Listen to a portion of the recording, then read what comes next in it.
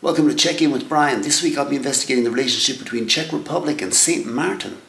I don't think he even owned a white horse. We'll find out why at the start of November in Czech Republic it's very dangerous to be a goose. We're going to investigate a few goose idioms in Czech and English. What's good for the goose is good for the gander. And stay around till the end of the video when I reveal a shocking discovery which may change the way we look at European history forever. So let's get it out of the way at the start. The big story, the big legend about Martin. Martin rides into town on a white horse. Martin prijíždí na bílém koni. I thought it was going to be some big adventure about Martin. It's not. The white horse is symbolic. It represents snow. In that the first snow sometimes falls around St. Martin's Day. That's it.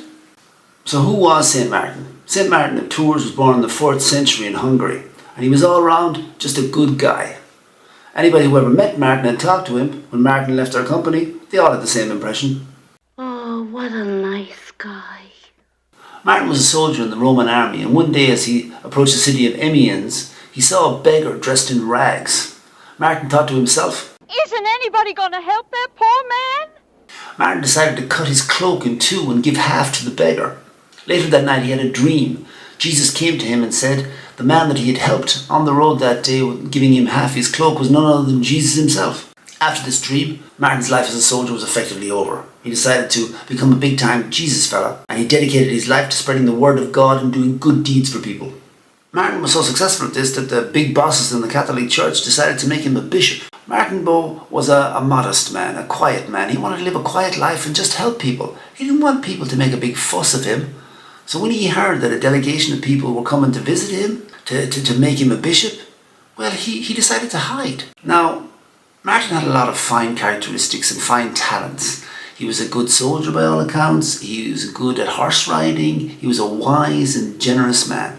One skill he did not possess, and that was the skill of hiding. Martin thought it was a good idea to hide in a barn full of geese. This is a terrible, terrible plan. Now, I don't know if you've had any experience with this animal, but geese are loud. And they're not that tall. If a grown man decides to try to hide in a group full of geese, he's going to be easily spotted. Why didn't Martin hide in the barn full of pigs or the barn full of cows? That would have made some sense. Or maybe just behind a tree. The goose made a lot of noise and gave away Martin's position, so the delegation could find him and make him a bishop, do this really nice thing for him. And that's the reason we eat goose on St. Martin's Day in Czech Republic. Some sort of revenge on the geese for helping Martin to get a promotion. It seems a bit cruel. It seems a bit much. It seems a bit over the top. So, if we eat goose on St. Martin's Day in Czech Republic only because of revenge, why in so many other countries at Christmas time do we eat turkey? What did the turkeys do that was so bad? Actually, this could be done for the same reason.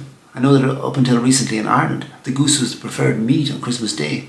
I think that the turkey replaced the goose for wholly practical reasons, because cooking a goose correctly takes about 67 hours. Some people on St. Martin's Day bake duck instead of goose for this reason, that it's much easier to bake. But there are a group of people in this country that are hardline traditionalists. You can't give them duck meat instead of goose. They'll know it. That thing in there, that's not the goose. No way. Goose must have played a big part in our society for a long time, because we can still see it today in the number of idioms we use in the Czech and English language. If we're feeling cold or afraid, we might say we have goosebumps. In Czech we say goose skin, husi kůže. One of my favourite idioms in English concerning geese uses the male and female names for the bird. It goes, what's good for the goose is good for the gander. Its original meaning was concerning sauces, in that a sauce that works well for goose meat works equally well for gander meat.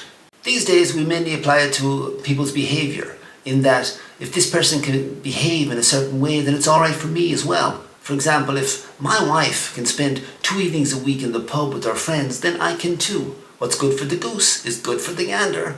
Now I'm glad I mentioned the word gander, because it brings me on to a very nice phrase in Czech. If you have severe back pain, very bad back pain, if you blocked or locked your back, you can use the term in Czech, já mám husera. I have a gander. I think the etymology of this phrase is that the pain is so bad that the person who has it sounds like a cackling goose. So you can make up a fun sentence in Czech. You can say, Mam ho sera, protože jsem nesl těžkou husu ze supermarketu. It means I have a gander because I carried home a heavy goose from the supermarket. This pun with the word hosera and back pain was highlighted by the Czech hero Jara Zimmerman in his true-life documentary film Conquest of the North Pole.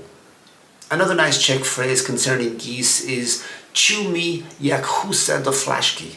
It means you are looking at that like a goose looks into a bottle. Like you're looking at something for so long, like completely transfixed. Perhaps the goose is looking into a bottle of Grey Goose vodka.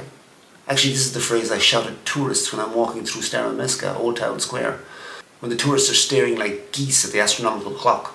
An almost identical common phrase we have in Czech English concerns a golden egg.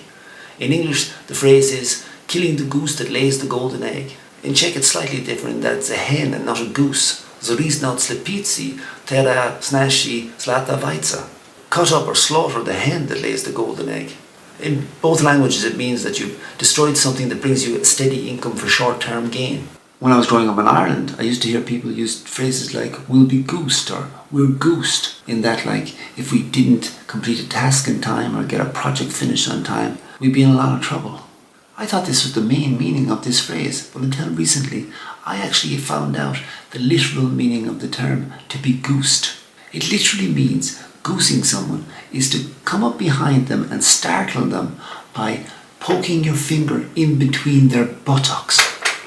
Now, I'm a liberal person. I like to see the world from all sides. I have an open mind. But if you go around goosing people, I've got to say you're not welcome at my St. Martin's Day table for goose. If you're a gooser, no goose for you.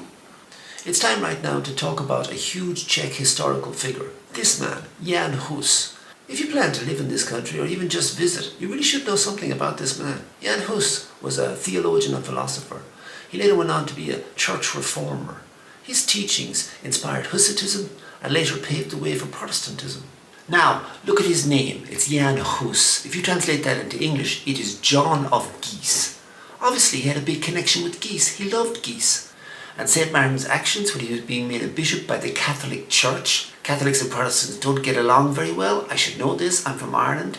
St. Martin's actions led to the killing of a lot of geese in the past and the continued slaughter of geese every year today at the start of November. And poor Jan Hus, John Geese, in the end he was burnt at the stake. Maybe it was all just a big mix-up. Maybe they were just trying to cook a goose. Okay, these are all just my theories, but you've got to admit when you think about it a little bit, it makes a lot of sense. Well, whatever happened, we can all agree that in the end, poor Jan Hus, he was goosed. If you're interested in the kind of topics I've discussed in this video, please hit the like button and subscribe for more similar videos.